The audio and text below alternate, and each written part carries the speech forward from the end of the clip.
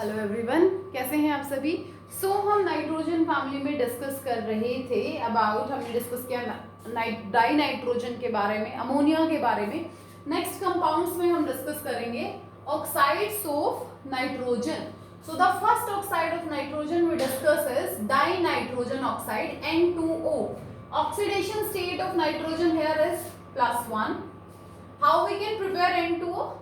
Ammonium nitrate on heating gives dinitrogen oxide and water. Dinitrogen oxide is a colorless gas, neutral nature. These are the resonating structures of dinitrogen oxides. The second oxide, the thing is, dinitrogen oxide is also known as laughing gas. इसको हम क्या बोलते हैं? Laughing gas हम इसको बोलते हैं। दूसरा है हमारे पास नाइट्रोजन मोनोऑक्साइड। यहाँ पे ऑक्सीडेशन स्टेट कैलकुलेट करेंगे नाइट्रोजन की +2। कैसे प्रिपेयर करते हैं? We are taking sodium nitride, FeSO4 के सॉल्यूशन में उसको ऐड किया with some drops of sulphuric acid and we get ferrous sulphate, ferric sulphate, sodium hydrogen sulphate, water and nitrogen monoxide. Nitrogen monoxide is again a colorless gas, neutral nature. These are the resonating structures. Single electron is here, तो हम इसको odd electron species भी कहते हैं. Note कीजिए उसको. उसके बाद हम third oxide of nitrogen discuss करेंगे.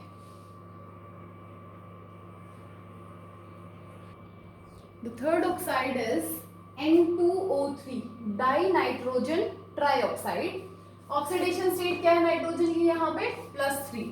प्रिपेयर कैसे करते हैं? 2NO plus N2O4 at 250 Kelvin we get dinitrogen trioxide. N2O3 is a blue solid with acidic nature. These are the resonating structures of N2O3. This bond is, इस bond का nature कैसा है? Coordinate bond है. यहाँ पे lawn nitrogen ने अपना lone pair completely oxygen को डोनेट किया है. Structure of N2O3 is planar. Geometry कैसी है इसकी? प्लेनर है. Next is NO2, nitrogen dioxide, not dinitrogen. Oxidation state क्या हो जाएगी नाइट्रोजन की? +4. कैसे प्रिपेयर करेंगे हम इसको? लेड नाइट्रेट को हीट करना है 673 केल्विन तक. We get 4NO2, 2 PbO and O2. NO2 now is a brown gas, acidic in nature. These are the resonating structures of NO2. Again a single electron is here, odd electron species, and structure is angular. दो oxide और बचे हैं nitrogen के. Note कीजिए इनको, फिर उनको discuss करते हैं.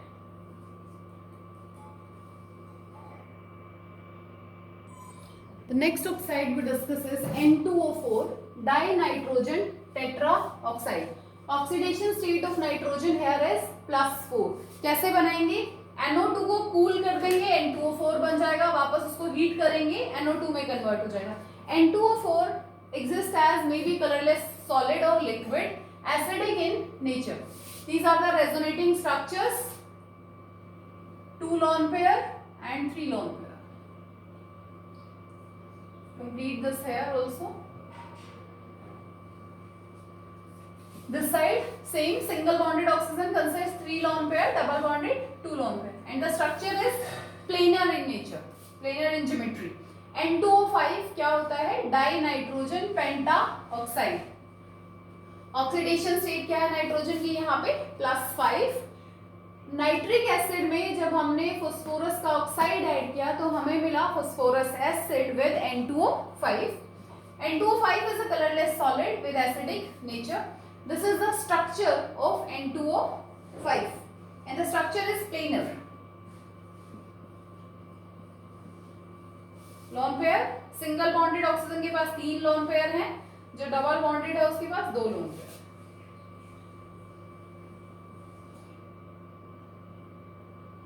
Clear?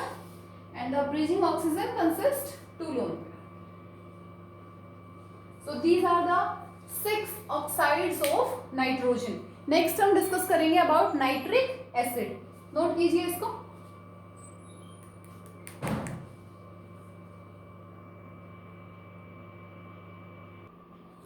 Next topic of discussion is oxo acids of nitrogen. Nitrogen के 3 ऑक्सो एसिड्स हैं हमारे पास। H2N2O2 is known as hyponitrous acid, HNO2 nitrous acid, HNO3 is nitric acid. So nitric acid सबसे ज्यादा इंपॉर्टेंट है, हम उसी के बारे में डिस्कस करते हैं। First is preparation of nitric acid. अगर हमें लार्ज स्केल पे नाइट्रिक एसिड को प्रिपेयर करना है तो हम ओस्टवर्ल्ड प्रोसेस को यूज करते हैं। स्टेप्स क्या है उसका ओस्टवर्ल्ड प्रोसेस के? फर्स्ट हमने अमोनिया लिया, ऑक्सीजन के साथ ट्रीट किया in presence of platinum rhodium catalyst, temperature 500 kelvin, 9 bar atmospheric pressure, we get nitrogen monoxide and water. Second step में नाइट्रोजन मोनोऑक्साइड को ऑक्सीजन के साथ ट्रीट किया, we get nitrogen dioxide. Third step में nitrogen dioxide plus water and nitric acid is obtained here. Next one, industries में या lab में हम कैसे सिंथेसाइज करते हैं? Sodium nitrate plus sulphuric acid gives us sodium hydrogen sulphate plus nitric acid. Structure of nitric acid is planar. कुछ इस type से इसका स्ट्रक्चर होता है। N double bonded oxygen, single bonded oxygen, single bonded OH, 1 2 3, 1 and 2, 1 and 2। अगर Levi's electron dot structure बोले तो आप इलेक्ट्रॉन्स को रिप्रेजेंट करके दिखा दीजिए। आते हैं प्रॉपर्टीज के ऊपर। तो फर्स्ट प्रॉपर्टी, नाइट्रिक एसिड जो है वो एक कलरलेस लिक्विड है। नाइट्रिक एसिड को जब हम पानी में डिसॉल्व करते हैं तो वो एक बहुत स्ट्रॉन्ग एसिड की तरह बिहेव करता है। नेक्स्ट वन, नाइट्रिक एसिड एक बहुत स्ट्रॉन्ग ऑक्सीडाइजिंग एजेंट है। अब उनकी कुछ और प्रॉपर्टीज हम डिस्कस करेंगे, आप इसको नोट कीजिए।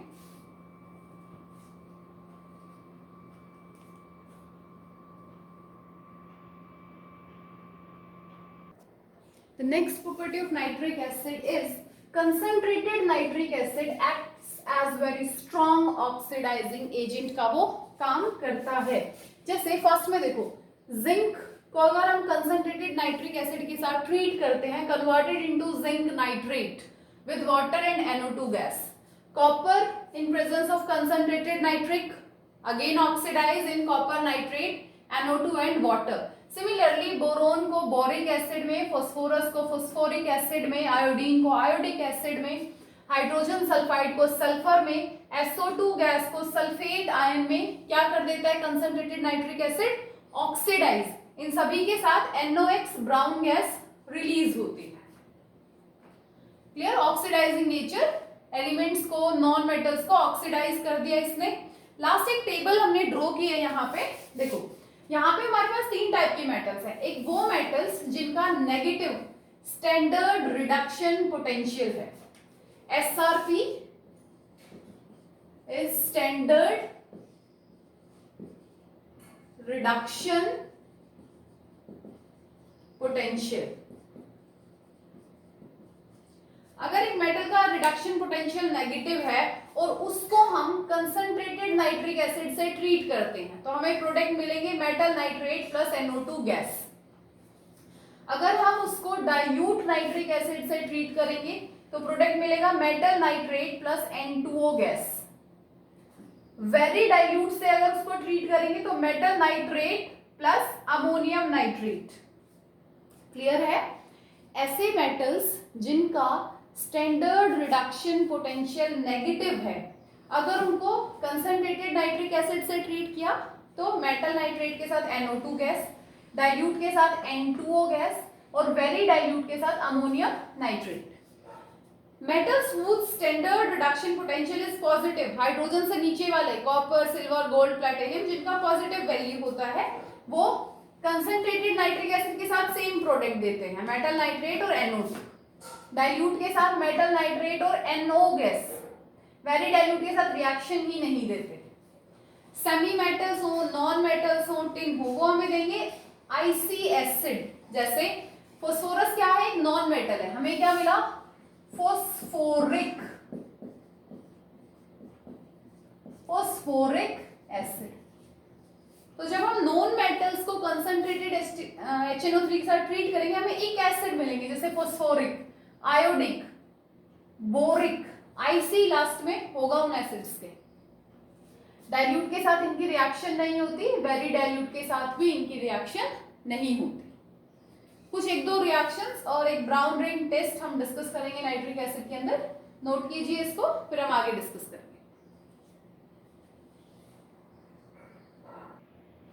Next important thing about nitric acid, it is used for the test of nitrates. Brown ring test for nitrates में हम क्या करते हैं, हम FeSO4 Fe+2 आयन का एक सोल्ट लिया, उस सोल्ट को नाइट्रेट्स में डिसॉल्व किया। जब हमने डिसॉल्व किया तो Fe+2 ने NO3 नेगेटिव को ऑक्सीडाइज कर दिया और किसमें कन्वर्ट कर दिया, नाइट्रोजन मोनोऑक्साइड में, और खुद किसमें कन्वर्ट हो गया, Fe+3 में।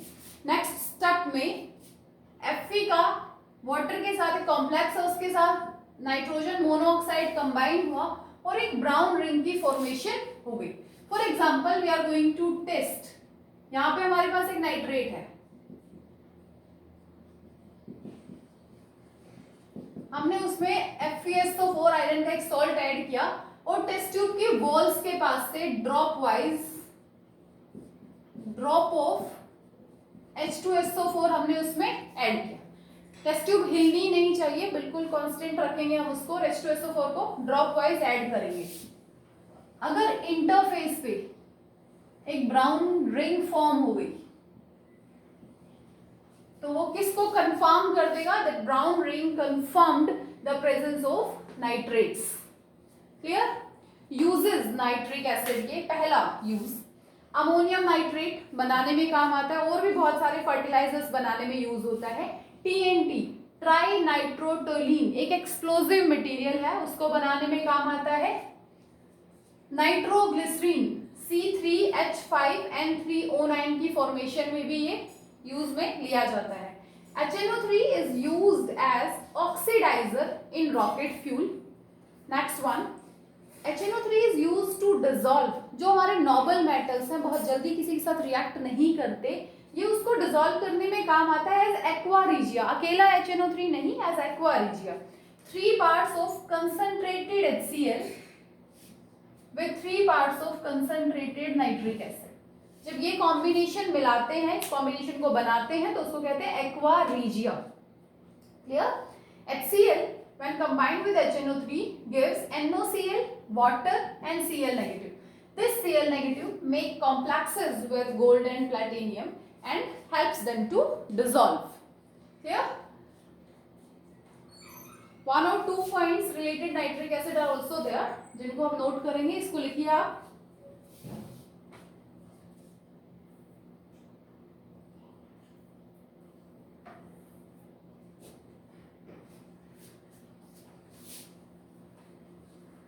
मैग्नीज और मैग्नीशियम जब वेरी डाइल्यूट नाइट्रिक एसिड के साथ रिएक्ट करते हैं तो वो हाइड्रोजन गैस रिलीज करते हैं।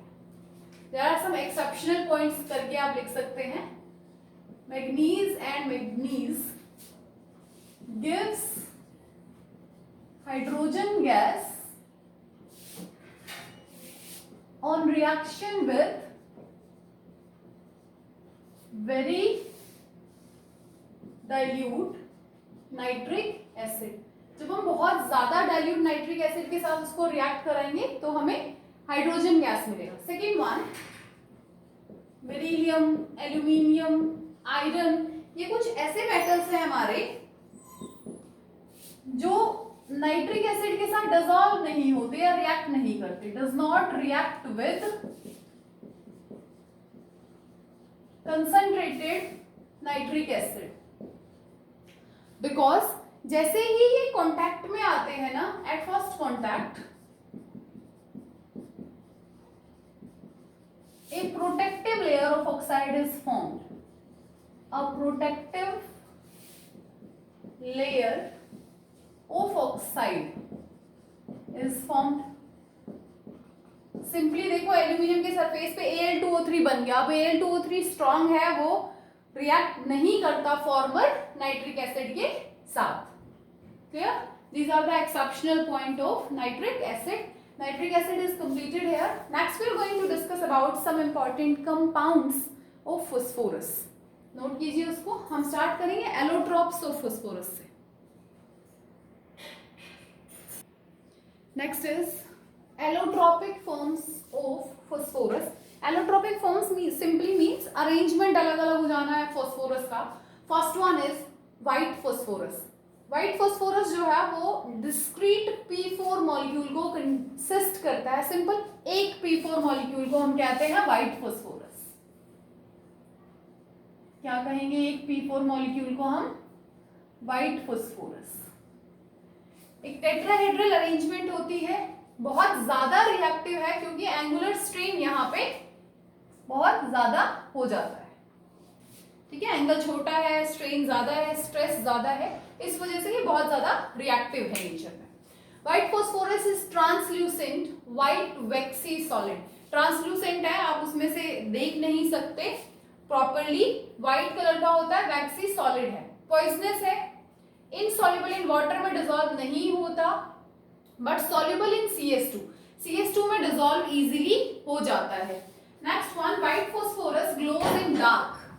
जो व्हाइट फॉस्फोरस है वो अंधेरे में ग्लो करता है, जिस फिनोमिना को हम बोलते हैं chemiluminescence. Clear? Phosphorus, white phosphorus react with alkali and gives phosphine, PH3 is phosphine with sodium hydrogen phosphate. White phosphorus easily catches fire and form white fumes of P4O10. This is all about white phosphorus. अकेला P4 है, angular strain की वजह से बहुत ज्यादा reactive है, translucent होता है, व्हाइट वैक्सी सॉलिड है, poisonous in nature, insoluble in water but soluble in CS2। अंधेरे में ग्लो करता है, दो केमिकल रिएक्शन है। Next one is red phosphorus. P4 को अगर हम पॉलीमराइज कर दें, उसका एक कॉर्नर, फॉस्फोरस का एक कॉर्नर हम शेयर करने लग जाएं कंटिन्यू, और इस तरीके से बहुत सारे P4 यूनिट्स को हम अटैच कर दें, तो वो क्या हो जाएगा? Red phosphorus. व्हाइट फॉस्फोरस को 573 केल्विन पे हमने हीट किया, we get red phosphorus. On further heating red phosphorus से हमें क्या मिल जाएगा? Black phosphorus. Red phosphorus grey in lustre, जो चमकता है वो ग्रे कलर की शाइन प्रोड्यूस करता है या देता है, ग्रे कलर का अपीयर होता है हमें। रेड फॉस्फोरस इज ऑर्डरलेस, कोई स्मेल नहीं होती, नॉन पॉइजनस है, insoluble in water and CS2 में इनसॉल्युबल होता है, डिसॉल्व नहीं होता। रिएक्टिविटी की अगर हम बात करें तो red phosphorus is very less reactive. Red phosphorus is, next point of red phosphorus यहां लिख लेते हैं, very less reactive as compare to white phosphorus के कंपैरिजन में ये बहुत कम रिएक्टिव होता है। सेकेंडली, ये अंधेरे में चमकता भी नहीं है, does not glow in dark. Clear? Note कीजिए इसको। उसके बाद हम ब्लैक फॉस्फोरस के बारे में थोड़ा सा डिस्कस करेंगे, next compound of phosphorus start करेंगे। The next allotrope is black phosphorus. Prepare कैसे करते हैं हमने अभी देखा, व्हाइट को हीट किया रेड बना, रेड को हीट किया ब्लैक बना। ब्लैक फॉस्फोरस दो फॉर्म्स में एग्जिस्ट करता है, alpha black phosphorus and beta black phosphorus. Alpha black phosphorus के बारे में सिर्फ इतनी ही चीज हमें ध्यान रखनी है, रेड फॉस्फोरस को हीट करते हैं 803 केल्विन पे तो हमें मिलता है अल्फा ब्लैक फॉस्फोरस, और इस प्रोसेस को, इस रिएक्शन को हमें एक सील्ड ट्यूब में करना है। व्हाइट फॉस्फोरस को 473 केल्विन पे हाई प्रेशर डाल के अगर हम ट्रीट करते हैं तो हमें क्या मिल जाएगा? Beta black phosphorus. Clear? So next we are going to start the first compound of phosphorus which is PH3 known as phosphine. Prepare कैसे करेंगे? एक सेकेंड रिएक्शन अगर आप देखो ध्यान से तो ये हमने अभी डिस्कस किया P4 की प्रॉपर्टीज में व्हाइट फॉस्फोरस में। Next one, calcium phosphide treated with 6H2O gives calcium hydroxide and phosphine. PH4I को अगर हम KOH के साथ ट्रीट करते हैं तो हमें मिल जाएगा Ki water and PH3. This one is phosphonium iodide. इसको क्या बोलेंगे हम? Phosphonium iodide. फोस्फोनियम आयोडाइड को KOH के साथ ट्रीट कर दिया, we get Ki water and PH3। Let's start discussing properties. Properties के बारे में बात करें तो PH3 जो है वो नॉन इन्फ्लामेबल है जब वो प्योर स्टेट में है। अगर उसमें इम्प्योरिटीज प्रेजेंट होंगी तो वो फ्लेमेबल हो जाएगा, तो हमें इम्प्योरिटीज को रिमूव करके रखना है। कलरलेस गैस है ये। रॉटन फिश स्मेल, एक सड़ी हुई मछली जैसी बदबू आती है इसमें से। It is highly poisonous in nature. Formal properties discuss करेंगे, इनको नोट कीजिए।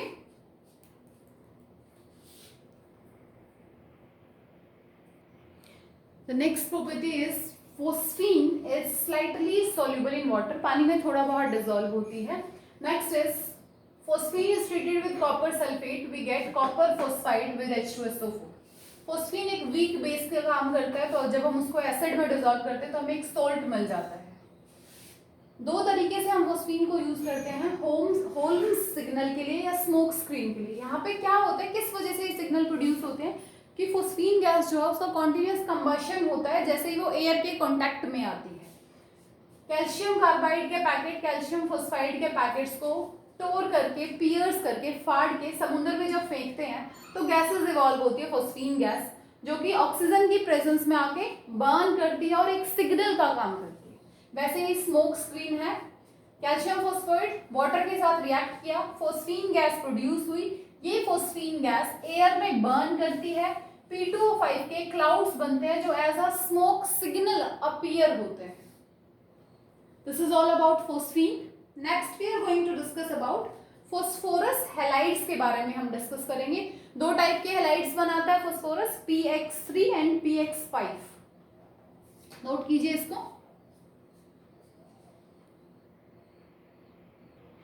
Next we discuss about the phosphorus halides. दो टाइप के हैलाइड्स बनते हैं, PX3 एंड PX5। उनमें हम डिस्कस करेंगे मेनली अबाउट PCl3 और PCl5 के बारे में। सो पहले PCl3 देखते हैं। P4 क्लोरीन के साथ रिएक्शन करके क्या बना रहा है, phosphorus trichloride. Phosphorus react with thionyl chloride and form PCl3SO2 and disulphur dichloride. यहाँ पे जो फोस्फोरस है दोनों ही केसेस में वो व्हाइट फोस्फोरस है। प्रॉपर्टीज की बात करें तो PCl3 जो है वो एक कलरलेस ऑयली लिक्विड है। वाटर के कांटेक्ट में आके वो हाइड्रोलाइज हो जाता है, फोस्फोरस एसिड बना देता है। Acetic acid plus PCl3 gives chloroacetyl with phosphorous acid. Alcohol plus PCl3 gives ethyl chloride with phosphorous acid, not phosphoric, phosphorous acid. Structure की बात करें तो फोस्फोरस ने 3 बॉन्ड क्लोरीन के साथ बनाए हैं और एक लोन पेयर उसके पास है। हाइब्रिडाइजेशन क्या हो जाएगा फोस्फोरस का, sp3। स्ट्रक्चर क्या हो जाएगा, pyramidal. If someone ask the geometry, so geometry क्या है, टेट्राहेड्रल। क्लियर, नोट कीजिए। उसके बाद हम PCl5 के बारे में डिस्कस करेंगे।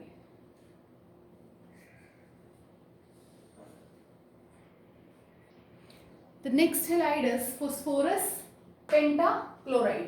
कैसे प्रिपेयर करेंगे, व्हाइट फोस्फोरस को Cl2 के साथ PCl5, व्हाइट फोस्फोरस को सल्फ्यूरिल क्लोराइड के साथ। PCl3 के लिए हमने थायोनाइल क्लोराइड यूज किया था, इसके लिए हम सल्फ्यूरिल क्लोराइड यूज करेंगे and we get PCl5 and SO2। Properties की बात करें तो PCl5 एक येलो व्हाइट कलर पाउडर है। PCl5 को वाटर में डिसॉल्व करेंगे, we get phosphorus oxychloride with HCl। Phosphorus oxychloride water के साथ रिएक्ट करके क्या बना रहा है, phosphoric acid plus HCl। PCl5 को जब हमने हीट किया तो हमें मिला PCl3 एंड Cl2। एसिड या अल्कोहल के साथ जब हम PCl5 को ट्रीट कराते हैं we get the same product. Alcohol के केस में इथाइल क्लोराइड और अगर एसिड होता तो हम क्या मिल जाता हमें, acetyl chloride with POCl3 and HCl।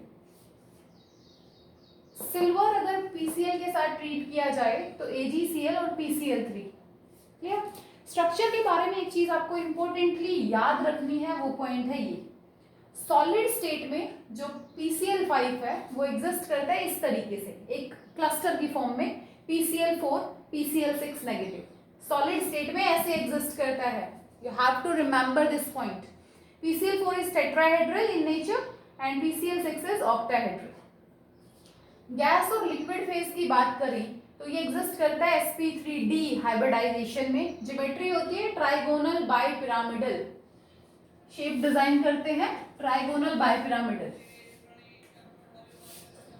Phosphorus in the between chlorine chlorine and chlorine, एक ट्राइंगल बना दीजिए। One is above and one is below. These three bonds 1, 2 and 3, इनको हम कहते हैं इक्वेटोरियल पोजीशन। इनको कहेंगे equatorial position. And bond 4 and 5, bond 4 and 5 are axial positions. This is trigonal bipyramidal. Clear है? नोट कीजिए रिएक्शंस को। Reactions में एक काम कर लेना, साथ साथ इनके नाम मेंशन करते रहना, जैसे ये phosphorus trichloride, chlorine, ethyl chloride, phosphoric acid, phosphorus oxychloride, या आप बोल सकते हो फॉस्फोराइल क्लोराइड। तो नाम लिखते रहना साथ साथ। नेक्स्ट हम डिस्कस करेंगे अबाउट ऑक्साइड्स ऑफ फॉस्फोरस के बारे में।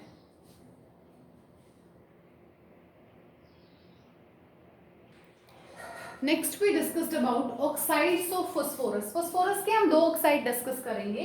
पहले एक ऑक्साइड को देखते हैं, P4O6। ये उसका स्ट्रक्चर है, phosphorus oxygen phosphorus, oxygen phosphorus.